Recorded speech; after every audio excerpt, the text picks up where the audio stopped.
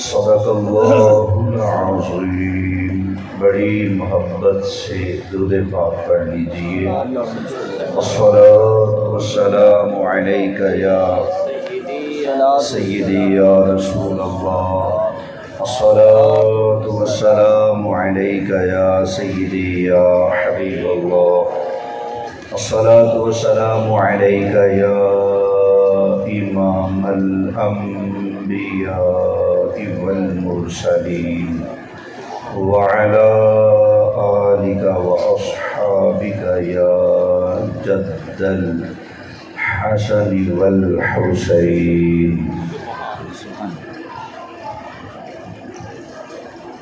انتہائی قابل صد احترام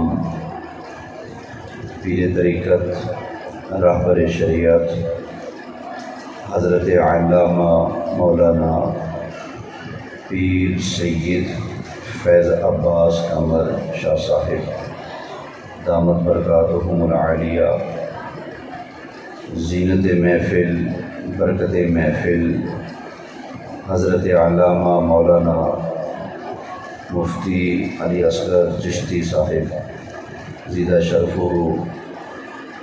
بانی محفل عالم نبیل فاضل جلیل حضرت علامہ مولانا محمد قاسم نقشبندی دامت برکاتہم العالیہ، اور انتہائی قابل صد احترام حاضرین کرام، میرے بزرگوں دوستوں، الحمدللہ ہم سب ذکر اہل بیت اطہار کی اس بابرکت محفل پاک میں حاضر ہونے کا شرف حاصل کر رہے ہیں۔ اللہ کریم یہاں پر میرا اور آپ سب کا حاضر ہونا اپنی بارگاہ میں قبول فرمائے۔ آمین۔ ہمارے جن جن دوستوں نے اس محفل پاک کے لیے، اس محفل پاک کی باوقار انتظامیہ کے ساتھ جو بھی تعاون کیا ہے، اللہ کریم سب کا تعاون اپنی بارگاہ میں قبول فرمائے۔ آمین۔ اور اللہ کریم مجھے آپ کو، ہم سب کو صدیق اکبر کے آقا، فاروق اعظم کے مولا، عثمان غنی کے ملجا، حیدر کرار کے مأویٰ، سیدہ فاطمہ زہرا کے ابا جان اور حسنین کریمین کے نانا جان کی شفاعت نصیب فرمائے۔ آمین۔ اعلیٰ حضرت امام اہل سنت مجدد دین و ملت پروانہ شمع رسالت مولانا امام احمد رضا خان محدث بریلی رحمۃ اللہ تعالی علیہ، آپ ارشاد فرماتے ہیں اہل سنت کا ہے بیڑا پار، سبحان اللہ، اصحاب حضور نجم ہیں اور ناؤ ہے عطرت رسول اللہ، سبحان اللہ، سبحان اللہ۔ فرماتے ہیں کہ اور بھی فرقیاں پھر رہے ہیں، لیکن بیڑا کس کا پار لگنا ہے؟ مسلمان جو اہل سنت ہیں انشاءاللہ تعالی ان کا بیڑا پار ہے۔ وجہ کیا؟ فرماتے ہیں اہل سنت کا ہے بیڑا پار، اصحاب حضور نجم ہیں۔ سنیوں کا بیڑا اس لیے پار ہیں کہ ان کے ہاتھوں میں آسمان ہدایت کے ستارے نبی پاک علیہ السلام کے پیارے صحابہ کا دامن ہے، سبحان اللہ، سبحان اللہ۔ اصحاب حضور نجم ہیں۔ نبی کریم علیہ السلام فرماتے ہیں اصحابی کالنجوم، فرمایا میرے صحابہ ستاروں کی طرح ہیں۔ بِأَيِّهِمْ اِقْتَدَيْتُمْ اِهْتَدَيْتُمْ، جس کا بھی دامن پکڑ لوگے میرے صحابی کا سیدھا راہ مل جائے گا۔ تو صحابہ کیا ہیں؟ ستاروں کی مانند ہیں۔ پرانے دور میں جب لوگ سفر کرتے تھے نا کشتیوں پر، اور رات چھا جاتی، سمندر میں سفر تو جاری ہے، منزل پر پہنچنے کے لیے ایک منزل تک پہنچنے کا صحیح راستہ معلوم ہونا ضروری ہے، پھر ایسی سواری کا موجود ہونا ضروری ہے جس میں آپ بیٹھیں اور منزل تک پہنچ جائیں، یعنی منزل کا راستہ بھی پتہ ہو اور منزل تک پہنچانے والا بھی ہو۔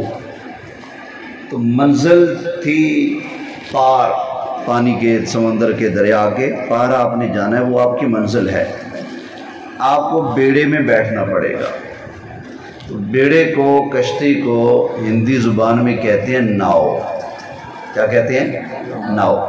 تو اعلیٰ حضرت فرماتی ہیں کہ اہل بیت پاک کی محبت والی ناؤ میں، کشتی میں بیٹھ جاؤ۔ نبی کریم علیہ السلام نے خود فرمایا کہ میری اہل بیت پاک کی مثال ایسے ہے جیسے حضرت نوح علیہ السلام کی کشتی۔ فرمایا جو بیٹھ گیا پار لگ گیا، جو رہ گیا وہ رہ گیا۔ تو فرماتے ہیں تم نے منزل تک پہنچنا ہے تو اہل بیت پاک کی محبت والی کشتی کے اندر بیٹھ جاؤ۔ پھر سمندری راستہ ہے نا، رات کو بھٹک نہ جاؤ، منزل سے دور نہ ہو جاؤ۔ تو پرانے دور میں سمندری سفر کے دوران، کیونکہ یہ جدید مشینری تو نہیں تھی نا، منزل کا تعین کرنے کے لیے ستاروں سے رہنمائی لی جاتی تھی۔ یہ جو پرانے بابے بیٹھے ہیں نا، ان کو پتہ ہے یہ گھڑی اگر نہ بھی دیکھیں نا، رات کو آنکھ کھلے تو ٹائم کا اندازہ کر لیتے ہیں۔ وہ فلانا تارا فلانی تھان تے آگے دا مطلب ہے فلانا ٹائم ہو گیا، اننے بج گئے، تہجد کا وقت ہو گیا، سحری کا وقت ہو گیا۔ کیوں؟ ستاروں کے ذریعے وقت کا بھی پتہ لگتا ہے، منزل کا، سمت کا بھی پتہ لگ جاتا ہے۔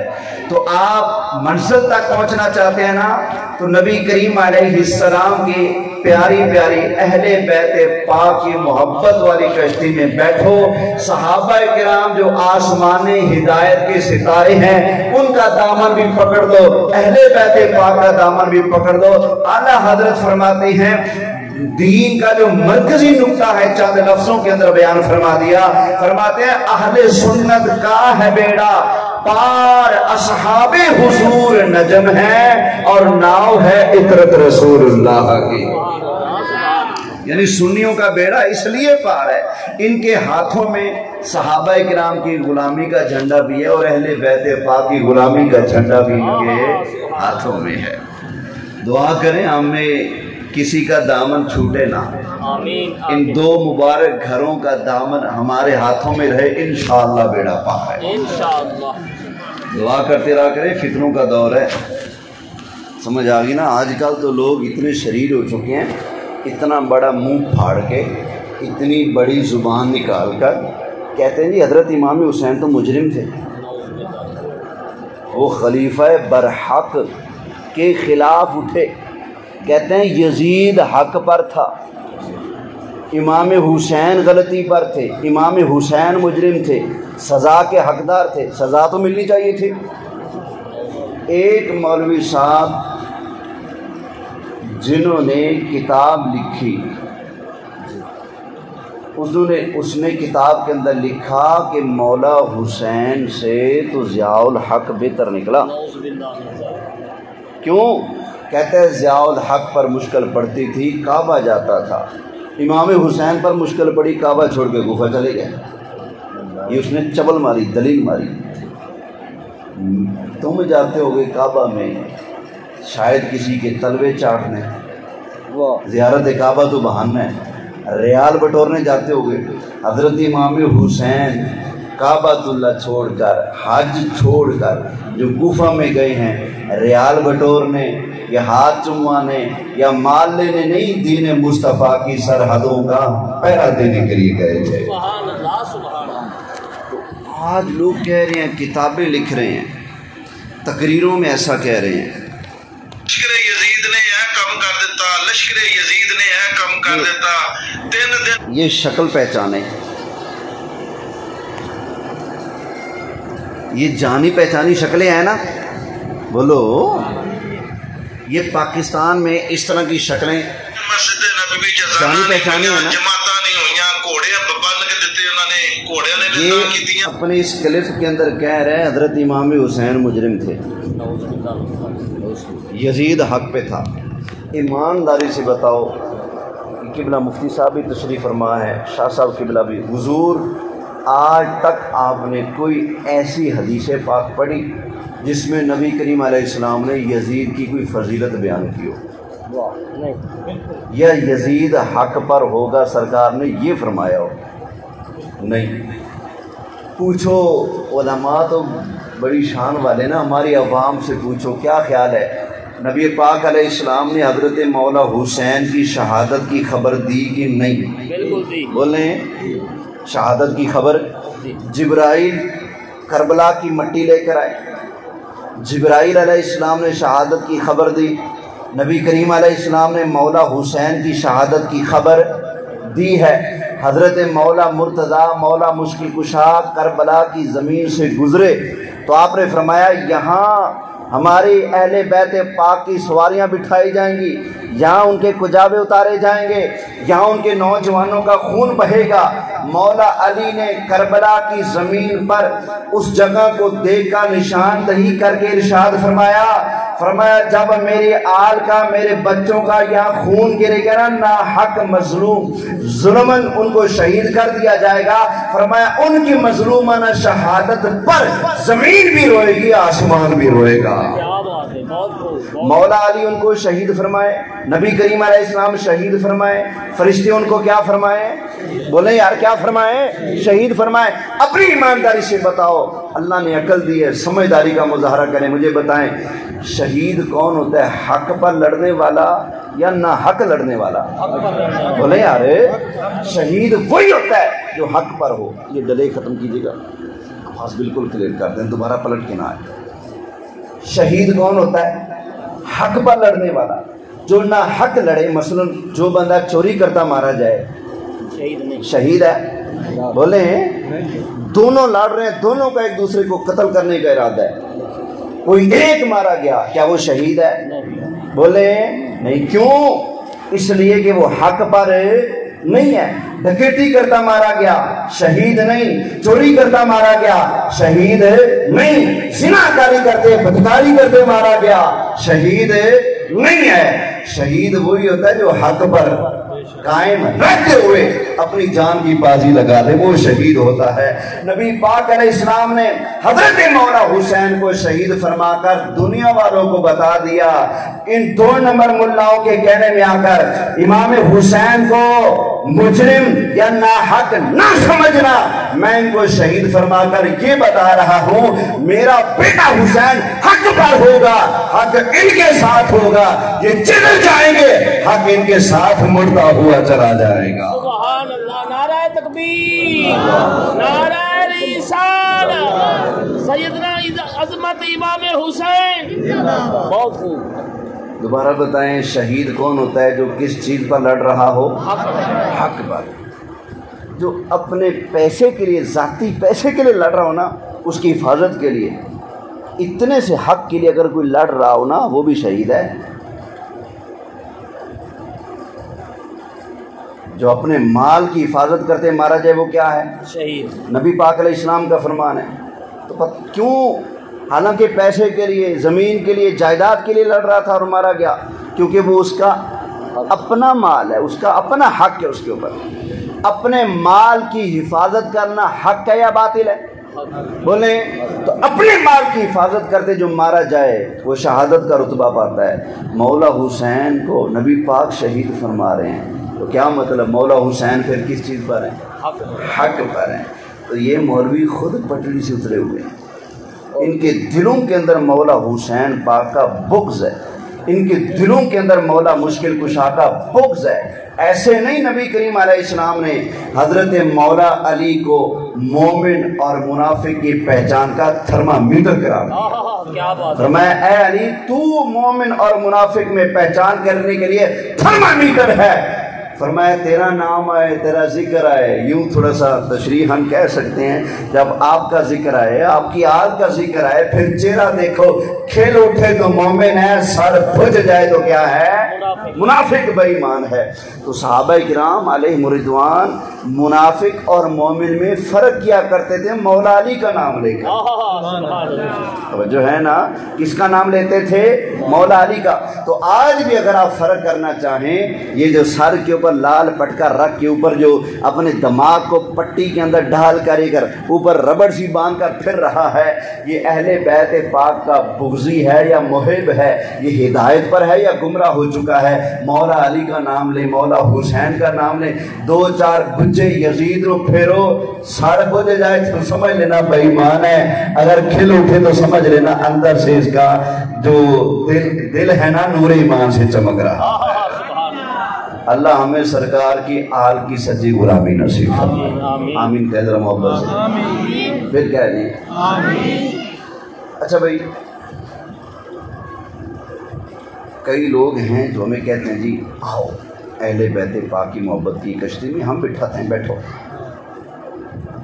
10 دن پورا زور لگاتے ہیں، کہتے ہیں جی اہل بیت پاک کی محبت کی جو کشتی ہے، آؤ بیٹھو، ہم کشتی لے کر بیٹھے ہیں، آؤ بیٹھو ہم تو ملے چلتے ہیں آل رسول کے قدموں میں۔ لیکن ذرا اس کشتی میں سوار ہونے سے پہلے پوچھ لینا، اس کشتی میں بیٹھنے کے بعد آسمان ہدایت کے جو ستارے ہیں، نبی پاک کے پیارے ہیں، حضور کے صحابہ، ان کے ساتھ ہمارا کنیکشن باقی رہے گا یا ٹوٹ جائے گا؟ ابو بکر صدیق کا احترام ہوگا، سیدنا فاروق اعظم کا احترام ہوگا، سیدنا عثمان غنی ان کا احترام ہوگا، دیگر صحابہ کرام علیہ رضوان ان کا ادب اور احترام کشتی میں بیٹھنے کے بعد سکھاؤ گے یا روکو ٹوکو گے؟ نہیں جی نہیں، ادھر بیٹھنے تو ادھر سے منہ موڑنا پڑے گا، ان کو غاصب کہنا پڑے گا خلافت پر قبضہ کر لیا، کہنا پڑے گا باغ فتح تھا قبضہ کر لیا خلفائے راشدین نے، اس طرح کی بولیاں بول کر اگر آپ کو کوئی جھوٹا اہل بیت کا محب اپنے آپ کو بتا کر کہے کہ آؤ اہل بیت کی محبت کی کشتی میں بیٹھو، اور صحابہ کرام کے بارے میں بدگمانی سکھائے، صحابہ کرام کے بارے میں آپ کو متنفر کرے، صحابہ کرام کے بارے میں جھوٹی کہانیاں بنا کر آپ کو ان کے بارے میں بدگمان کرنے کی کوشش کریں، تو سمجھ لینا یہ بیچارہ ایسا ہے جو ایک آنکھ والا ہے، 2 آنکھوں والا نہیں ہے، اور ایک آنکھ بھی اس کی کہانی ہے صحیح کام ہے نہیں کر رہی، سجاکھا 2 آنکھوں والا سنی ہے، ایک آنکھ پر نبی کے صحابہ کو بٹھایا، دوسری پر نبی کی آل کو بٹھایا۔ نعرہ تکبیر، نعرہ رسالت، نعرہ خلافت، نعرہ حیدری، اہل بیت اہل صحابہ، سبحان اللہ۔ ہمیں اس وقت 2 محاذوں پر لڑنا پڑتا ہے جب اہل بیت کی باری آتی ہے، ایک رافضیوں سے لڑنا پڑتا ہے، شیعوں سے لڑنا پڑتا ہے۔ کیا مطلب؟ وہ کہتے ہیں صرف مولا حسن پاک، مولا حسین پاک، مولا علی پاک، سیدہ زہرا پاک یا ان کی آل پاک یہ اہل بیت ہیں، حضور کی ازواج اہل بیت نہیں، یہ اہل تشیع کہتے ہیں۔ اور یہ دوسرا ٹبر ہے، یہ کہتے ہیں جی صرف ازواج رسول اہل بیت ہیں، مولا حسن پاک، مولا حسین پاک، مولا مرتضیٰ، سیدہ زہرا پاک یہ اہل بیت نہیں۔ یعنی ایک ٹولہ وہابیوں والا وہ کہتے ہیں سرکار کی بیویاں اہل بیت ہیں، نواسے، بیٹیاں، داماد یہ اہل بیت نہیں ہیں، اور دوسرے کیا کہتے ہیں حضور کے نواسے حسنین کریمین سیدہ زہرا، مولا علی اور ان کی آل یہ اہل بیت ہیں، سرکار کی بیویاں اہل بیت ہیں نہیں۔ ایک نے بیویوں کو اہل بیت مانا لیکن سرکار کی بیٹیوں کو، سرکار کے نواسوں کو چھوڑ دیا، ایک نے نواسوں کو مانا، سرکار کی بیویوں کو اہل بیت ماننا چھوڑ دیا۔ سنیا تجھے مبارک ہو، تو سرکار کی بیویوں کو بھی اہل بیت مانتا ہے، سرکار کی بیٹیوں کو بھی اہل بیت مانتا ہے، سرکار کے نواسوں کو بھی اہل بیت مانتا ہے۔ جتنے بھی اہل بیت رسول ہیں الحمدللہ ان سب کا سچا پیار دل میں بٹھایا ہے تو سنیوں نے بٹھایا ہے۔ اب یہ ہمارا ایمان کیوں ہے کہ ہم سرکار کی ازواج کو بھی اہل بیت مانتے ہیں، سرکار کی آل کو بھی اہل بیت مانتے ہیں؟ ہمارا یہ ایمان کیوں ہے؟ اس لیے ہے کہ الحمدللہ ہم سارا قرآن بھی مانتے ہیں، مصطفیٰ کا فرمان بھی مانتے ہیں، سبحان اللہ، سبحان اللہ، سارا قرآن مانتے ہیں۔ یہ جو قرآن منگائیے گا، میں نے ایک بات سمجھانی ہے، عینی شاہد ہیں اس بات کے قاری شاہ صاحب، ایک کوٹھی سمت پر تلاوت کر کے تشریف لے گئے، ملتان میں بن بوسم روڈ پر علاقہ ہے ایک، وہاں میں تقریر کے لیے گیا، فوت ہوئی تھی، مجھے بلا لیا، وہاں پر تقریریں دو، ایک ذاکر کی تقریر اور اس کے بعد میری تقریر۔ جب ایسا موقع نا میں اپنی تقریر بعد میں خود رکھواتا ہوں، پہلے انہوں گند مار لین دو، اسی انشاءاللہ صفائی کر دیں گے، توجہ ہے، اول تو ایسا ہو ہی نا، لیکن پھر بھی اگر کوئی زیادہ اصرار کرے میں کہتا ہوں نہیں پہلے بارہ انہوں لان دو۔ میں این نیوز HD پر گیا رمضان شریف میں، 21 رمضان مولا علی کی شہادت کا دن تھا، تو ذاکر بھی بلا لیا، مجھے بھی بلا لیا، میں نے کہا جی اکٹھے پروگرام نہیں کرنا، اگر اکٹھے کرنا ہے پھر میں نے اس کو نہیں چھوڑنا، پھر آپ رہو گے۔ انہوں نے کہا جی چلو ٹھیک ہے الگ الگ کر لیتے ہیں، پہلے آپ کر لیں، آپ نے دنیا پر جانا ہے، دیر ہو جائے گی۔ میں نے کہا دیر شیر کو چھوڑو، پہلے پروگرام اس کا کراؤ، بعد میں کراؤں گا۔ اس کا پروگرام شروع ہو گیا، میں نے کاپی پینسل اٹھا دی، جو وہ کرتا گیا میں نوٹ کرتا گیا۔ میری باری آئی، میں نے کہا جی میں پروگرام میں گفتگو اپنی مرضی کا، کہتے ہیں ٹھیک ہے۔ میں نے کہا پروگرام میں ایک کراؤ لیکن کروں گا اپنی مرضی کا۔ اور جتنی اس نے تقریر کی نا، جتنی ڈنڈیاں ماری، ضعیف موضوع روایات پڑھی، اتنا مبالغہ کیا اور جھوٹ کا سہارا لیا، الحمدللہ اگلے ہی لائیو پروگرام کے اندر میں نے پورے 45 منٹ میں اس کے سارے لیکچر کا آپریشن کر کے دیا، پانچا کر دیا، الحمدللہ۔ تو جو ہے بولے سبحان اللہ۔ اچھا، یہ اپنے مطلب کا قرآن مانتے ہیں، حقیقت اہل تشریح اپنے مطلب کا قرآن مانتے، پورا قرآن نہیں مانتے۔ میں وہاں گیا نا بن بوسن کے علاقے میں، تو شیعہ کا گڑھ ہے وہ علاقہ جہاں پر بیان تھا، انہوں نے بڑا دباؤ ڈالا پہلے اس کی تقریر کی جائے، لیکن میزبان ذرا عقیدے والا تھا، اس کی تقریر تو ہوگی اس کی۔ اچھا، پھر انہوں نے کہا جی اس کو کہیں جی شان اہل بیت بیان کرے۔ میں نے کہا جی بسم اللہ، اسی کوئی بابی ہیں، اسی کوئی منکر ہیں، شان اہل بیت ہی بیان کروں گا، لیکن تسی ذرا پچا لے ہو، پھر شان اہل بیت میں بیان کروں گا، تم نے پچانی ہے۔ پھر کہتے ہیں ٹھیک ہے جی بیان کرنا۔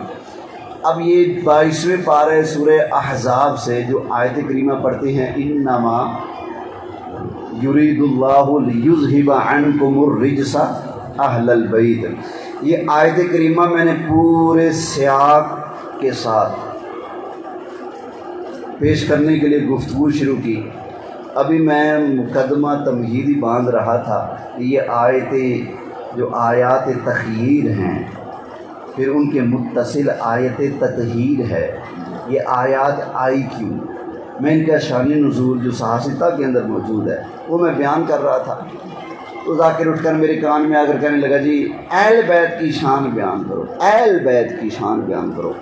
میں نے کہا جی میں اہل بیت کی شان ہی بیان کر رہا ہوں، رب کے قرآن سے بیان کر رہا ہوں۔ سبحان اللہ، سبحان اللہ۔ آپ کو قرآن والا نہیں کھاتا؟ نہیں جی، جو اہل بیت میں داخل ہیں ان کی شان بیان کریں نا۔ مجھے وہ یہ کہنے لگے۔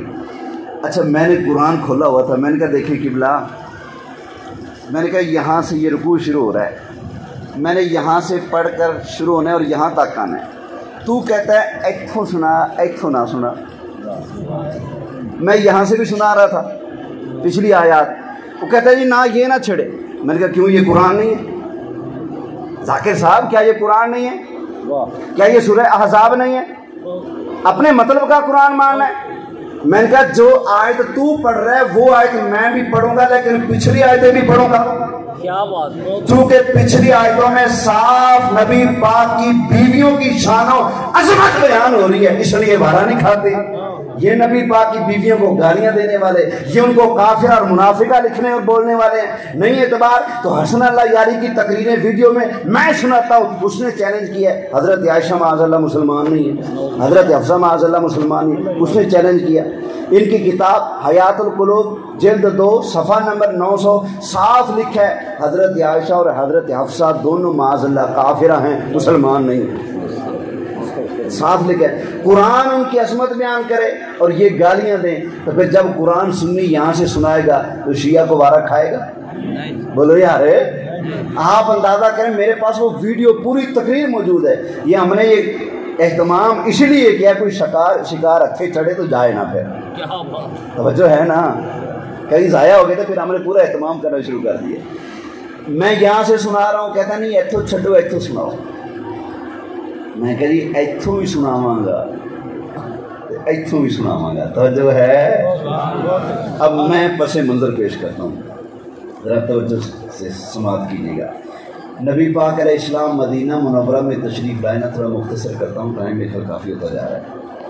تو مدینہ شریف میں مال غنیمت جب آیا اور اصحاب رسول کے معاملات حالات بہتر ہونے لگے, تو گھر گھر میں چولہا جلنے لگا, تازی روٹی ہانڈی پکنے لگی, تو سرکار کی ازواج نے ایک دن جمع ہو کے مشورہ کر کے آقا علیہ السلام کی بارگاہ میں ایک مطالبہ پیش کیا.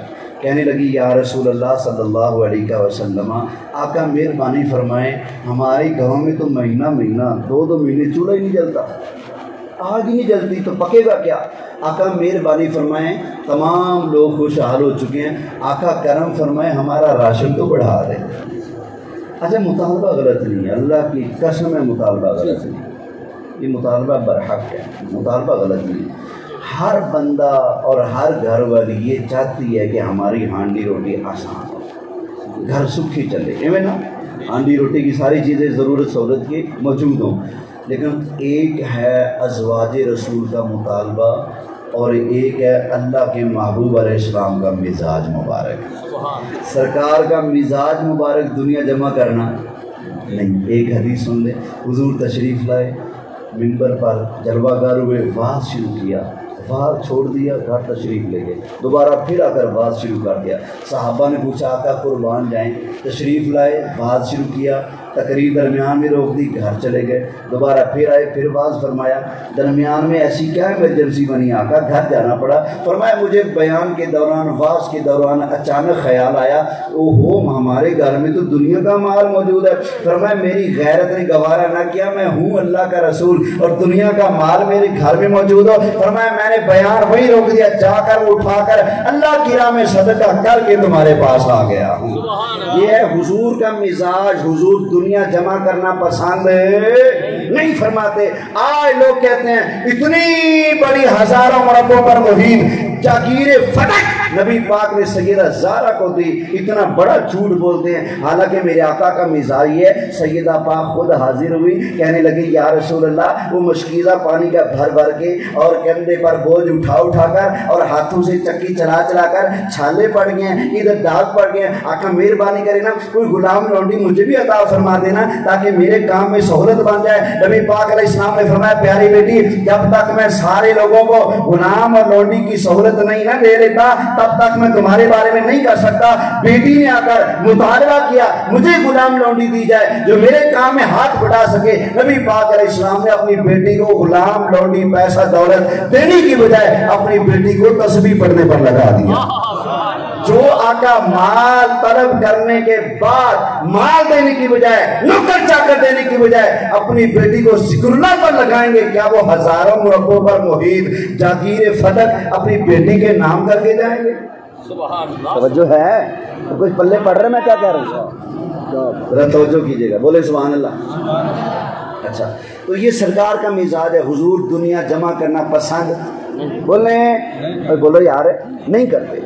شیعہ کی کتاب 12 معصوم, اس کے اندر واضح لکھا ہے کیا, حضور سفر سے تشریف لائے, سیدہ پاک کے گھر تشریف لے جانے لگے, سامنے دیکھا کہ نئے پردے لگے, حضور نے قدم رکھا, قدم واپس اٹھا لیا, اپنے گھر تشریف لے گئے.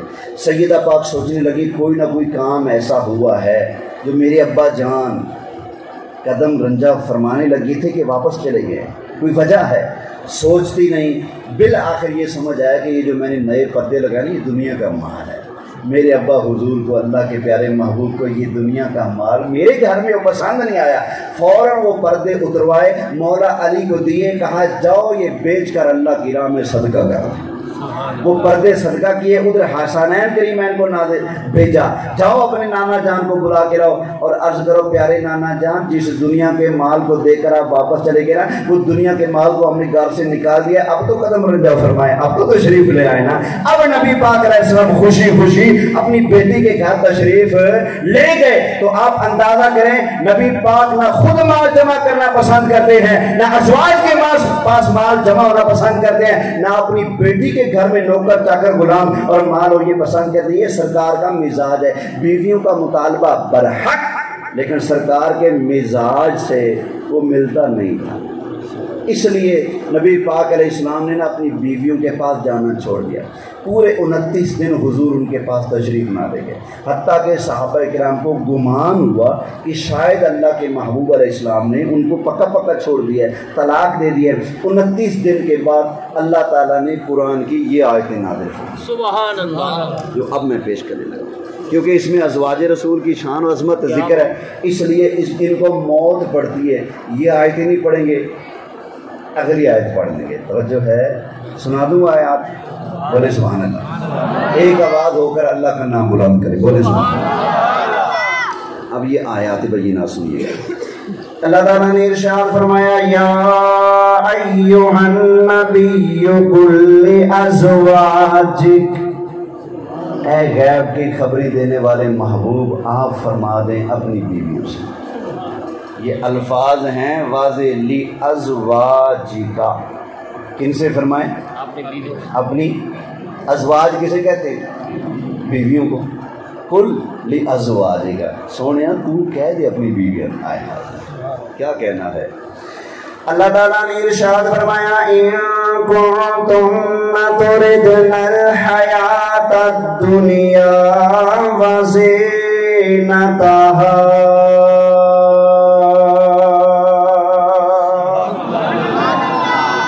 کہ اگر تم ارادہ کرتی ہو دنیا کی زندگی کا، دنیا کی زینت کا، دنیا کے ساز و سامان کا، یعنی کہ اگر تمہیں دنیا چاہیے نا تو پھر کیا، فَتَعَالَيْنَ أُمَتِّعْكُنَّ وَأُسَرِّحْكُنَّ سَرَاحًا جَمِيلًا۔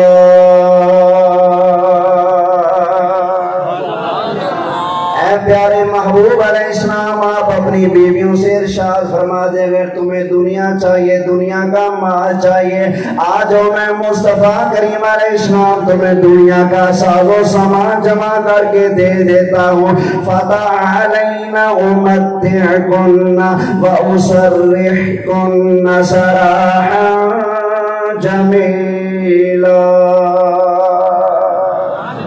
لیکن ایک بات ہے، اگر تمہیں دنیا کا مال چاہیے نا پھر میں رسول کا ساتھ نہیں ملے گا، پھر میں تمہیں بڑے اچھے طریقے سے طلاق دے کر خود سے دور کر دوں گا۔ راستے دو ہیں، یا دنیا لے لو یا رب رسول کا ساتھ لے لو۔ دنیا جتنی مرضی چاہو مل جائے گی، میرا ساتھ نہیں ملے گا۔ اگر میرا ساتھ چاہیے تو دنیا کو دھکا دینا پڑے گا۔ اللہ اکبر۔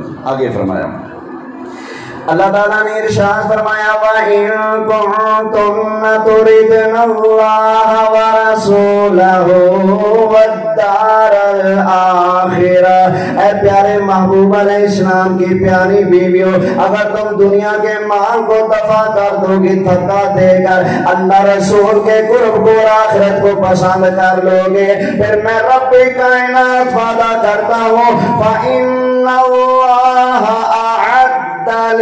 للمحسنات منكن اجرا عظیما۔ فرمایا پھر میں رب کائنات تم سے اجر عظیم کا وعدہ فرماتا ہوں۔ ایسا مجھے بھی نا اللہ یاری کا جو کال آپریٹر ہے اس کی کال آئی، جی اللہ یاری سے مناظرہ کرنا ہے۔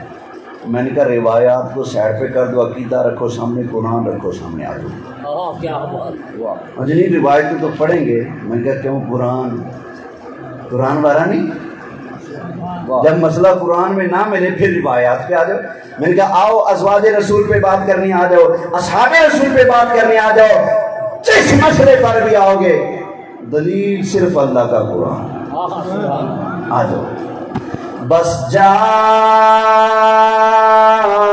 الحق وزهق الباطل ان الباطل كان زهوقا۔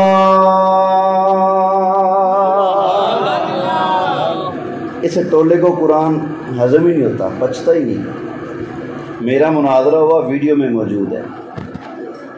مجھے باغ فتح پر گفتگو تھی، جی ہماری ادلہ شریعہ قرآن و حدیث ہے۔ میں نے کہا ٹھیک ہے، پہلا نمبر قرآن دا یا پہلا نمبر حدیث دا؟ پہلا نمبر قرآن دا۔ میں نے کہا ٹھیک ہے، دعویٰ کیا ہے؟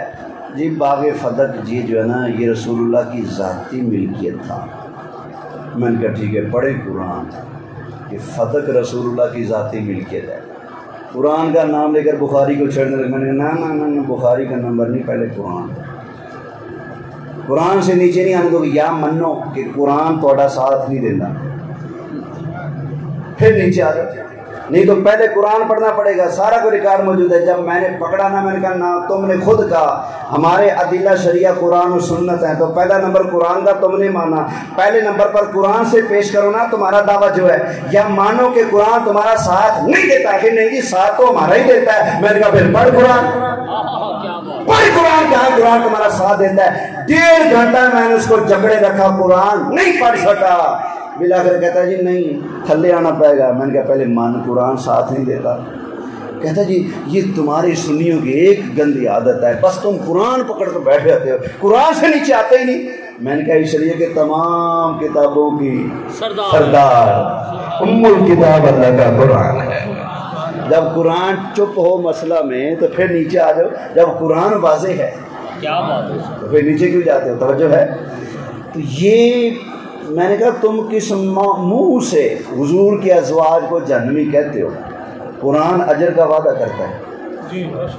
یہ دیکھیں نا قرآن ہے۔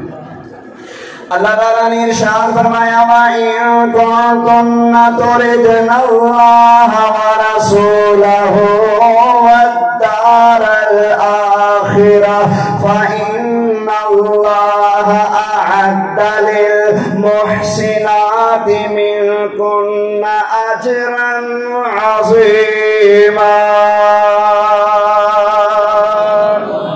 اللہ تعالیٰ نے نبی کریم علیہ السلام کی بیویوں سے اجر عظیم کا وعدہ فرمایا۔ فرمایا دنیا چھوڑ دو، رب رسول کا قرب پسند کر لو، آخرت کو پسند کر لو، میں اللہ تم سے اجر کا وعدہ کرتا ہوں۔ اللہ تعالیٰ نے نبی کریم علیہ السلام پر یہ آیتیں نازل فرمائی۔ نبی کریم علیہ السلام 29 دن کے بعد یہ آیات بینات لے کر سب سے پہلے حضرت عائشہ صدیقہ کے پاس تشریف لے گئے۔ فرمایا اے عائشہ اللہ تعالیٰ نے تمہارے لیے 2 راستے متعین کر دیے، یا دنیا لے لو پر میرا ساتھ نہیں ملے گا، یا میرا ساتھ لے لو پر دنیا نہیں ملے گی۔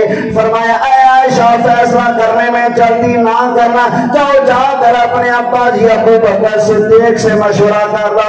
مومنوں کی اماں حضرت عائشہ صدیقہ نے عرض کیا یا رسول اللہ افیک استشیر ابویا، یا رسول اللہ آپ کے بارے میں اپنے ابا جی کے بارے میں مشورہ کروں؟ نہیں ہو سکتا۔ آقا چولہا جلتا جلے، نہیں جلتا نہ جلے۔ آقا ہمیں دنیا نہیں چاہیے، ہمیں اللہ کے محبوب کا ساتھ چاہیے۔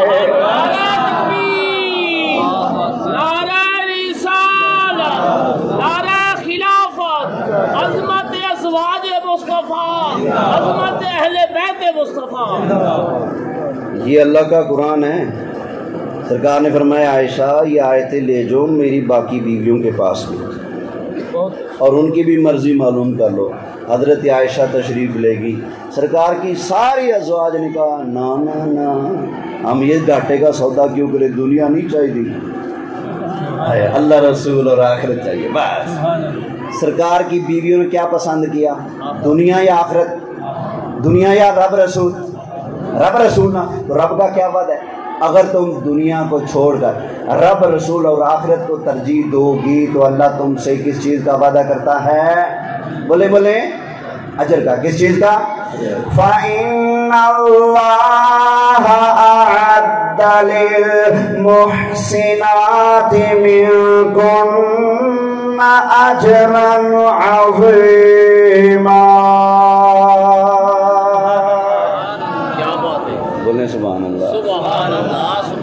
رولا ہے ساری قوم سلوڑیں دی ہلی ہوئی، مینوں آندے نہیں، اسی قرآن و حدیث والے ملنگ بولیں سبحان اللہ۔ اچھا یہ آیات چل رہی ہیں، اگلی آیات بینات کے اندر اللہ تعالیٰ نے نبی پاک علیہ السلام کی ازواج کو تنبیہ کی ہے کہ تم کسی عام بندے کے لڑ تو نہیں لگی نا، تم تو اللہ کے محبوب کی لڑ لگی ہو، اس لیے خبردار کوئی ایسا ویسا کام نہ ہو تم سے جو تمہاری عظمت اور شان کے خلاف ہو۔ ان کی کیا عظمت ہے یار جن کو رب سمجھاتا ہے، کیا عظمت ہے ان کی ہے۔ یا نساء النبی من یأت منکن بفاحشۃ مبینہ یضاعف لها العذاب ضعفین وکان ذلک علی اللہ یسیرا۔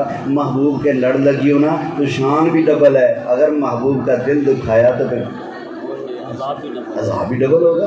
اس لیے اللہ سمجھا رہا ہے، اللہ تربیت کر رہی ہے، وہ اللہ کی بندی ہیں، اللہ ان کا رب ہے، وہ جیسے چاہے تربیت فرمائے تو جو ہے۔ پھر آگے اللہ مزید ان سے فرماتا ہے، اللہ تعالیٰ نے ارشاد فرمایا یا نساء النبی لستن کأحد من النساء۔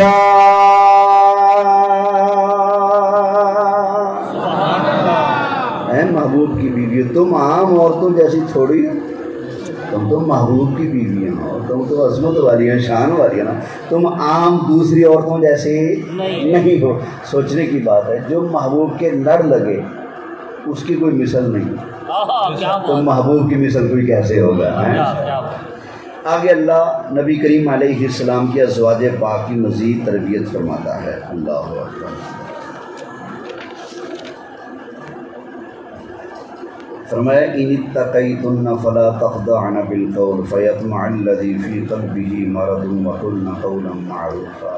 گفتگو کیسے کرنی ہے، کوئی حاجت دروازے پر جواب کیسے دینا ہے، کلام کیسا ہونا چاہیے، ایسا نہ ہو جو کسی کے دل کو، جس کے دل میں مرض ہے وہ مائل کرنے والا نہ، اپنی عظمت اور شان کے موافق سخت لہجے میں گفتگو کرنی ہے اگر کرنی پڑ جائے۔ یہ اللہ تربیت فرما رہا ہے۔ آگے اللہ تعالیٰ نے ارشاد فرمایا وَقَرْنَ فِي بُيُوتِكُنَّ، اے پیارے محبوب کی بیویوں گھروں میں ٹھہری رہو، وَلَا تَبَرَّجْنَ تَبَرُّجَ الْجَاهِلِيَّةِ الْأُولَىٰ۔ پہلے زمانے میں جاہلیت میں عورتیں جو کام کے اعمال کیا کرتے تھے اس طرح کا کوئی کام تم نے نہیں کرنا۔ وَأَقِمْنَ الصَّلَاةَ، اے محبوب کی بیویوں نماز ادا کرتی رہو، وَآتِينَ الزَّكَاةَ، زکوٰۃ بھی ادا کرتی رہو، وَأَطِعْنَ اللَّهَ وَرَسُولَهُ، اللہ کی بھی اطاعت کرو، اللہ کے محبوب کی اطاعت کرو۔ یا اللہ تم محبوب کی بیویوں کی یوں تربیت کیوں فرماتا ہے؟ اللہ تعالیٰ نے آگے خود جواب ارشاد فرما دیا، فرمایا وجہ یہ ہے انما یرید اللہ لیذھب عنکم الرجس اہل البیت۔ فرمایا نبی کی اہل بیت اللہ یہی چاہتا ہے کہ اللہ ہر پلیتی نجاست کو تم سے دور کر کے تمہیں پاک صاف فرمائے۔ اب یہ بتائیں پورے رکوع میں کن کا ذکر ہو رہا ہے؟ کیا بات ہے؟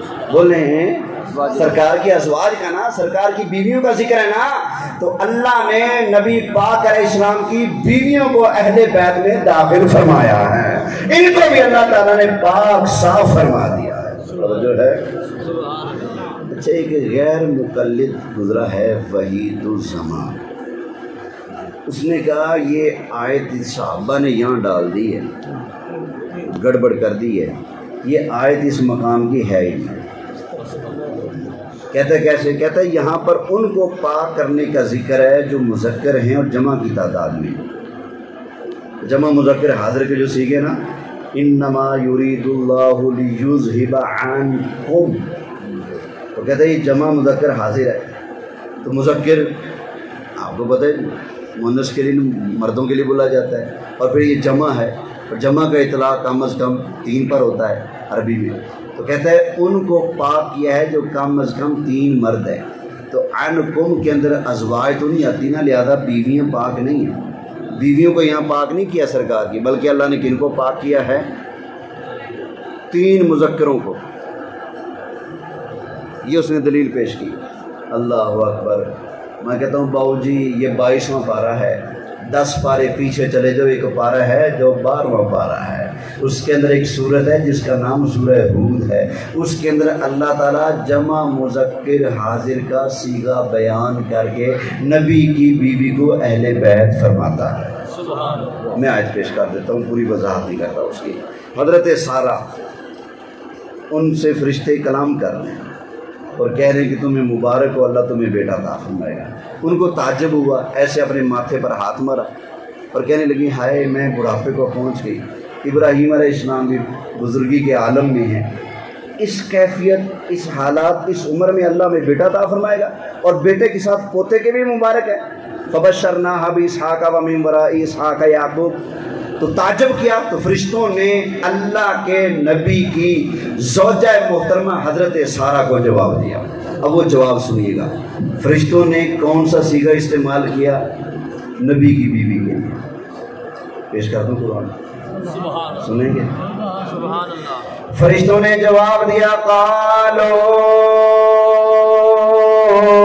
اتعجبین من امر اللہ رحمت اللہ وبرکاتہ علیکم اہل البیت،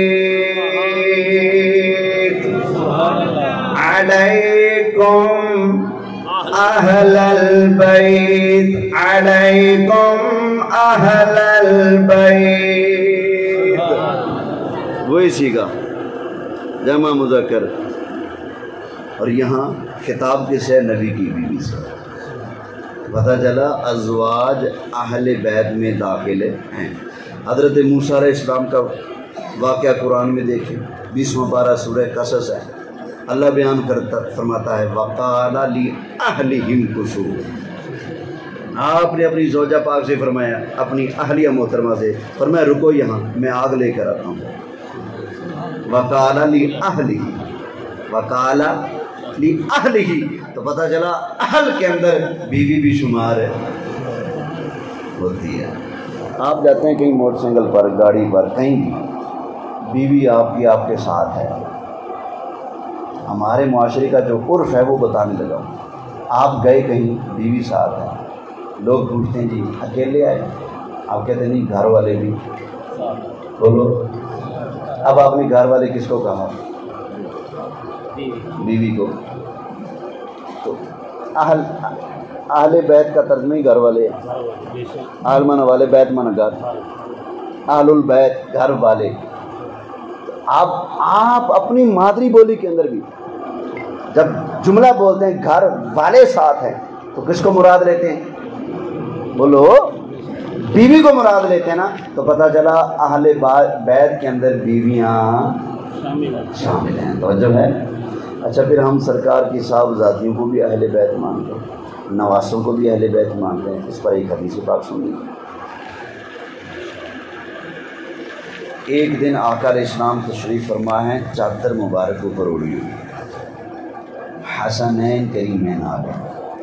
آقا علیہ السلام نے ان کو اپنے گود میں، ایک کو ادھر دوسرے کو ادھر بٹھا دیا۔